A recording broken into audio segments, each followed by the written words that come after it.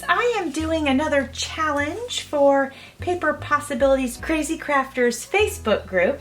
And so the challenge is a tag house. So that's what I'm working on today. Basically, we're going to be just building up some layers. So I have cut out some dies and I am going to layer them on. I could use tape, but I am deciding to use liquid adhesive, and it is the Aleene's tacky glue that I'm going to work with. I find it to be faster than tape, and it's just, you know, I just have fun working with it. I'm putting this paper down in case some of the glue squirts around and it won't get on the table. I think I've got that on there pretty straight, and now I'm just going to squish my glue around with my scissors. I hope everyone is doing great. I've been organizing my beads. I'm actually almost done. I have recorded doing that, so I'll be sharing that in the future. Also, I usually forget to tell you guys, so I'm just going to remind you, if you want a $5 discount for BB Craft, you can use Club 5. That is a discount code that they gave me to share with you guys. So it's $5 off of an order of 40 or more. That's an awful lot of glue, so I'm just gonna smear it across there before I put it on, because we would end up with glue everywhere. So I don't mind the glue squirting out every now and then, but that would have been a lot on such a small piece too. So this little piece that I'm working with has a little point right here on each end, so I'm gonna go ahead and, they would pop up pretty easy, so I'm just smearing the glue around a little bit so that they won't do that. Like if I didn't get glue on it, it would pop up, you know what I mean? I used a paper pack for these die cuts, and the paper pack is Dear Jane, and I picked it up at Joann Fabrics a while back. I did do a haul video on that. But if I can find a link for it, I'm happy to put that in my description box in case you guys like the patterns of the paper that I'm using. So we're gonna add some snow, and I think this one must go down here. And I think this die is a little bit, or cut I should say. Yeah, this one fits right here. So let's put this one on.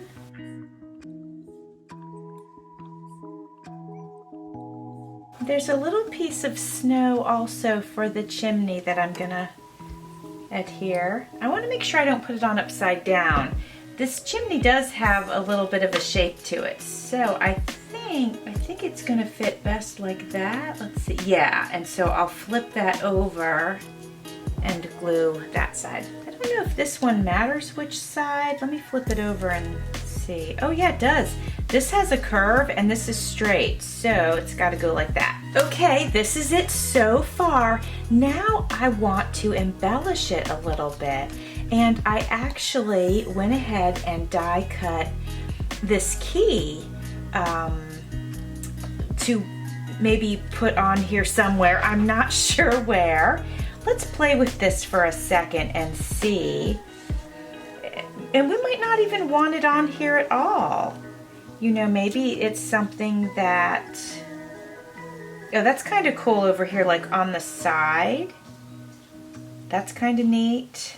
So we've got that option. If we move it over here towards our chimney, we could have it right here, and it kind of starts at the chimney. I kind of like that. That's pretty neat. That's pretty neat. I think we're doing that. Okay, let's adhere it like that. All right, friends, so I added this key. I don't know if yeah, we talked about the key. So I added the key, and to give it some dimension and help it pop, I'm gonna outline it, but I don't wanna go straight in with super dark, so I'm going in with this olive colored, super fine point pen. If I need to darken it, I can always go over it with brown. Okay, so I'm testing it out on the green, and it actually is helping, but I feel like at least on the green, I'll maybe want to use brown. I'm gonna try it on this little pink piece here. It gives it a little pop, not a ton.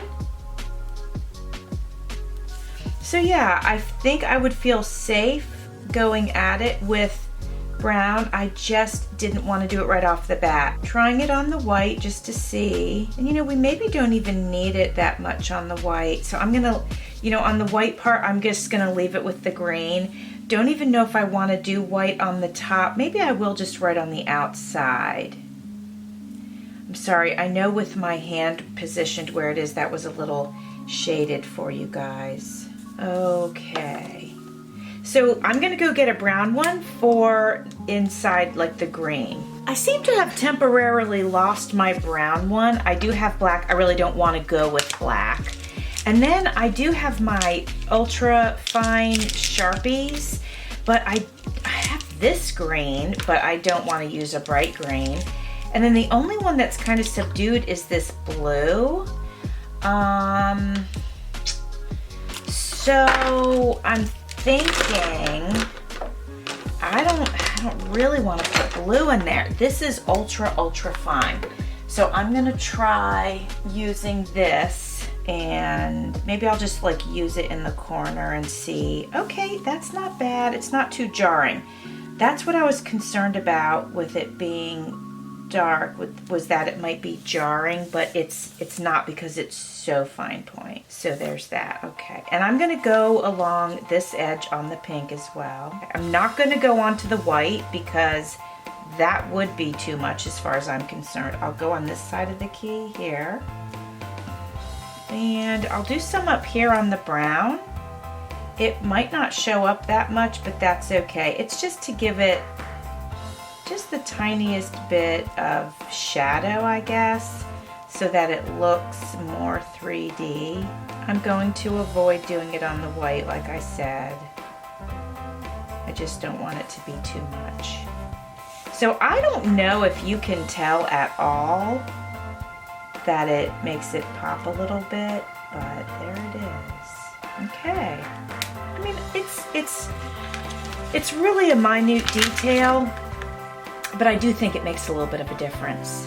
So now, since this is a tag, I need to go ahead and hole punch it and put, I mean, I don't have to put a, you know, like a ribbon, like, you know, I don't have to do that, but it kind of makes it cute when we do that. So I'm gonna go see what I can find.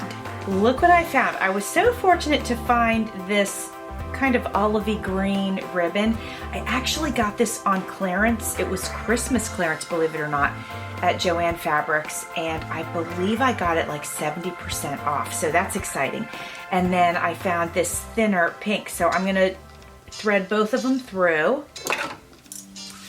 And I did the pink thinner because I didn't want to have a problem fitting them both through the hole.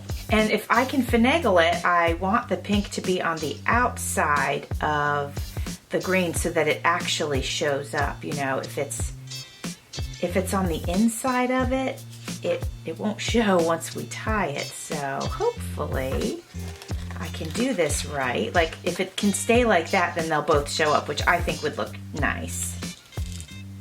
And I'm hoping I gave myself enough of the green. I can see that I did with the pink, but enough of the green so that I can tie it the way I tie it, because I kind of tie it like in a, I don't know what kind of knot it is, but anyway, it's a knot. And when you knot it like that, it kind of takes up a good amount of the ribbon. So let's give it a try. Yeah, I could have given myself about 2 more inches of the green ribbon, but it's coming. I may have to tie it a different way because it's thick and it's a little bit stubborn. Yeah, I think I'm gonna tie it a different way. This is just giving me far too much trouble. All right, so what we're gonna do is a little bit more of like a traditional way to do the tags. And I typically try to tie them because that way the material never comes undone. And sometimes when we push them through this way, it loosens up over time. And I guess that's not a big deal, but anyway, so we're gonna push this through. Again, I hope I gave myself enough to work with. I think so.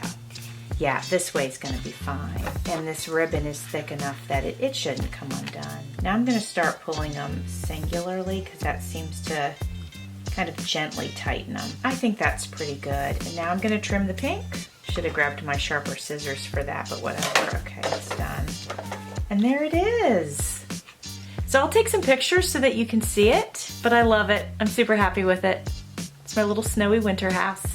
Thanks for watching. See you soon.